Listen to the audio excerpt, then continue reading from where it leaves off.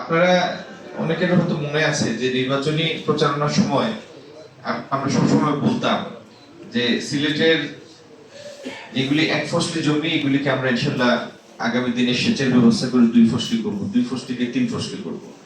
এবং সিলেটের যে সামগ্রিক খাদ্য উৎপাদন এখনো এটার যে প্রোডাক্টিভিটি উৎপাদনশীলতা আজকে যা হয় তার দ্বিগুণ না হওয়ার কোনো কারণ নেই যদি একটু পরিকল্পনা করে আমরা আগাই। এমনিতেও বাংলাদেশের এভারেজ যদি আমরা চালের হিসাব নেই, ধানের হিসাব, আমাদের এভারেজ হেক্টর প্রতি আমরা করি 3.5 টন, আর অপরচুনিটি হলো 60 টন। বাংলাদেশের এভারেজ যে প্রোডাক্টিভিটি তার দ্বিগুণ উৎপাদনের সম্ভাবনা আছে, সুযোগ আছে।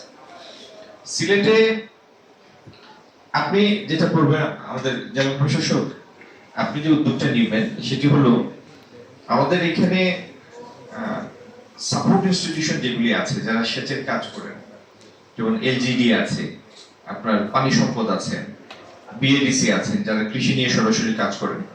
আমার যে কর্মকর্তা যিনি প্রেজেন্টেশন দিলেন আনিসুজ্জামান, তাদের সাথে বসে কোন একটা ম্যাপিং করে ফেলতে হবে আমাদের। ফার্স্ট ম্যাপিং এ কোন কোন জায়গায় সেচের অভাবে ফসল হচ্ছে।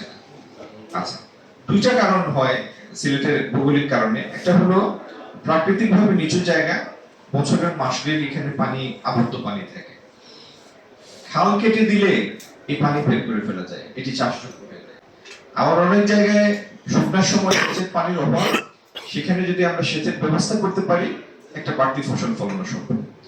এখন প্রথমে আমাদের চিহ্নিত করা দরকার সারা সিলেটকে নিয়ে যে কোন কোন জমি কোন কোন এলাকায় সেচের ব্যবস্থা করলে অথবা জলবদ্ধতা নিষ্কাশন করলে, এই পানি নিষ্কাশন করলে সেখানে বাড়তি ফসল, এই জায়গাগুলি আলাদা করে ফেলা দরকার এবং এরিয়া স্পেসিফিক ট্রিটমেন্টে যাব আমরা। দ্বিতীয়